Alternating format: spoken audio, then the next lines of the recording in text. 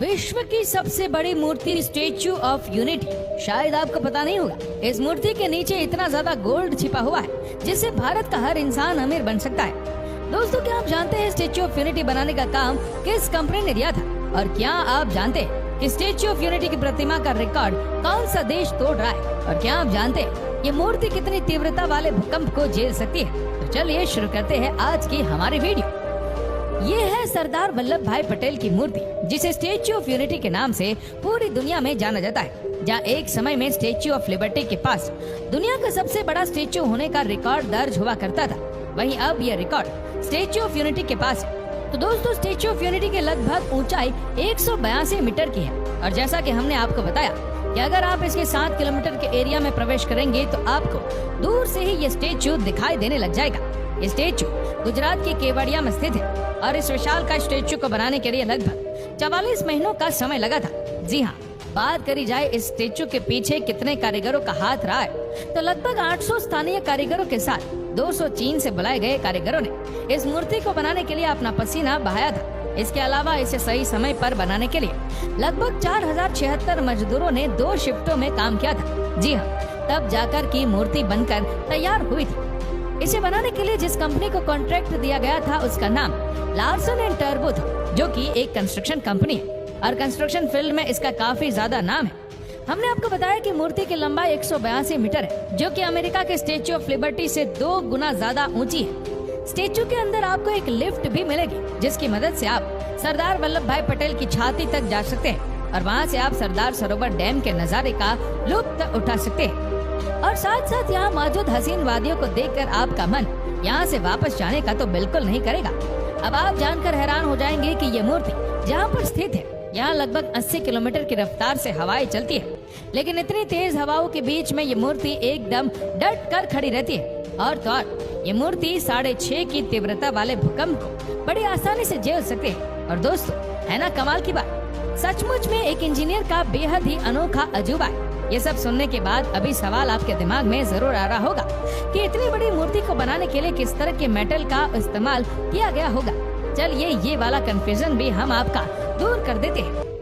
इतनी बड़ी मूर्ति को बनाने के लिए सबसे पहले तो इसमें बेसमेंट यानी कि बेस का मजबूत होना बहुत जरूरी है। तो शुरुआत होती है इसकी मूर्ति के बेस को बनाने की, जिसके लिए कई मीटर लंबी खुदाई कराई गई थी और फिर इसके अंदर तरह तरह के मटेरियल को डाला गया था, जिसमें आयरन का इस्तेमाल सबसे ज्यादा हुआ था। इसका बेस जो बनकर तैयार हो गया, तब मूर्ति के बाकी के हिस्से पर काम चालू हुआ और यहाँ इस्तेमाल किया गया 2000 टन का ब्रोंज। इस मूर्ति को और भी ज्यादा मजबूती देने के लिए बेस के ऊपर ये पेडेस्टल को तैयार किया गया था और फिर बाद में शुरू होता है असली काम।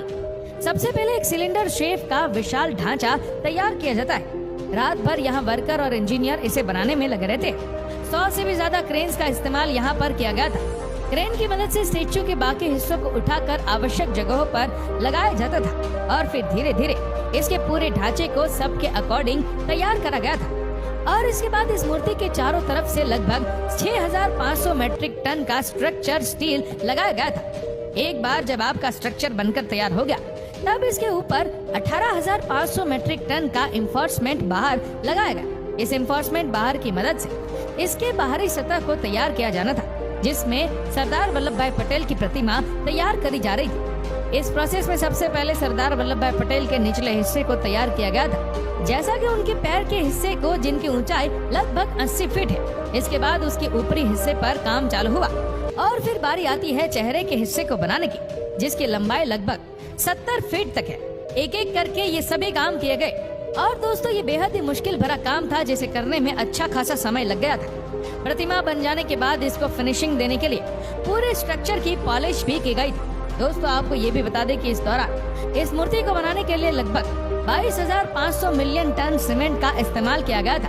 सरदार वल्लभ भाई पटेल की इस मूर्ति में 4 धातु का इस्तेमाल किया गया है, जिसमें बरसों तक जंग नहीं लग सकती है। स्टेच्यू में 85% तांबे का इस्तेमाल किया गया है। लगभग 5 सालों तक काम चलने के बाद फाइनली ये स्टेच्यू ऑफ यूनिटी बनकर तैयार हो जाती है और बेहद ही खूबसूरत दिख रही है मूर्ति। इंजीनियरिंग का वह नमूना बनकर उभरती है, जिसे देखने के लिए दूर दराज के लोग आकर यहाँ इसकी ऊंचाई और इसकी खूबसूरती का आनंद लेते हैं। अब आप सोच रहे होंगे कि इसे बनाने में आखिरकार कितना पैसा लगा है। दोस्तों आपको जानकर हैरानी होगी कि इसे बनाने में 3000 करोड़ रुपए का खर्च हुआ था। अब ये तो हमने बात करी कि इस मूर्ति को बनाया कैसे गया और इसके पीछे कितने लोगों ने अपना पसीना बहाया और साथ ही साथ इसे बनाने के लिए कितने रुपयों की लागत लगी। अब बात करते हैं इस मूर्ति में मौजूद बाकी की चीजों की, जिसे देखने के लिए ही लोग इतनी ज्यादा भीड़ में यहाँ पर इकट्ठा होते हैं। दोस्तों इस स्टेच्यू ऑफ यूनिटी के अंदर एक लाइब्रेरी भी मौजूद है, जहाँ पर सरदार वल्लभ भाई पटेल की जिंदगी से जुड़े हुए इतिहास को बड़ी अच्छे से दर्शाया गया है। जैसा कि हमने आपको अभी बताया कि इस मूर्ति को बनाने के लिए लाखों टन लोहे का इस्तेमाल किया गया है, जिसमें से काफी हद तक लोहे को लोगों से मांग कर लाया गया था। इसमें इस्तेमाल किए जाने वाले लोहे को देश भर के अलग अलग कोने में मौजूद किसानों की मदद से इकट्ठा किया गया था। जब इस मूर्ति को बनाया जा रहा था तब एक ट्रस्ट का निर्माण किया गया था, जिसका नाम था सरदार वल्लभ भाई पटेल राष्ट्रीय एकता ट्रस्ट। इस ट्रस्ट में आयन इकट्ठा करने के लिए एक अभियान चलाया गया था, जिसका काम देश भर में मौजूद किसानों से लोहा इकट्ठा करने का था। सरदार वल्लभ भाई पटेल को आयन मैन के नाम से जाना जाता है और इसीलिए इस मूर्ति में आयन का इस्तेमाल काफी ज्यादा मात्रा में किया गया है। इस अभियान के दौरान लगभग 5 लाख से ज्यादा किसानों से मुलाकात करी गई थी और उनसे आयन इकट्ठा करने का काम किया गया था। लोगों ने सरदार वल्लभ भाई पटेल के लिए अपने मन से लोहे को दान में दिया था। दोस्तों जैसा कि हमने आपको बताया कि इस मूर्ति की लंबाई 182 मीटर लंबी है, जो कि इस मूर्ति की सबसे खास बात है और ये दुनिया भर के लोगों को अपनी तरफ आकर्षित करती है। लेकिन 182 मीटर के आंकड़े के पीछे भी एक वजह छिपी हुई है और लोग इसे तरह तरह की संभावनाओं से जुड़कर अक्सर देखते हैं। इस मूर्ति की ऊंचाई के बारे में अगर बात करें तो तर्क ये दिया जाता है कि इस मूर्ति की ऊंचाई एक आम इंसान की लंबाई से लगभग 100 गुना ज्यादा है। माना जाता है कि एक आम इंसान की लंबाई औसतन 6 फीट मानी जाती है। तो इस हिसाब से अगर देखा जाए तो ये मूर्ति 600 फीट की हुई और 600 फीट को मीटर में बदल कर देखेंगे तो ये लगभग 182 मीटर तक माना जाता है। दोस्तों सरदार वल्लभ भाई पटेल की मूर्ति जैसे कि गुजरात में स्थित है, ठीक इसी तरह से मुंबई में छत्रपति शिवाजी की मूर्ति बनाने का काम चल रहा है, जिसकी ऊंचाई लगभग 212 मीटर तक की है और बन जाने के बाद छत्रपति शिवाजी की मूर्ति दुनिया की सबसे ऊंची मूर्ति का मुकाम हासिल कर लेगी। इस विशालकाय मूर्ति को बनाने के लिए कहा जाता है कि लगभग 3600 करोड़ रुपए का खर्चा होगा। जैसे जैसे हमारा देश आगे बढ़ रहा है उस हिसाब से आने वाले समय में इस तरह की प्रतिमाओं की संख्या बढ़ती रहेगी। वल्लभ भाई पटेल हो या फिर छत्रपति शिवाजी, ये सभी लोग हमारे इतिहास से जुड़े हुए और इनके लिए बनाई गई ये मूर्तियों और प्रतिमाएं हमें उनकी याद दिलाती है और हमें बताती है कि कैसे इन लोगों ने अपने जीवन को सेक्रीफाइस करके हमारे लिए हमारे कल को बेहतर बनाया। इस वीडियो में स्टेच्यू ऑफ यूनिटी के बारे में हमने आपको बताया कि कैसे इसे बनाया गया था और इसे बनाने के लिए कौन कौन सी मटेरियल का इस्तेमाल हुआ था।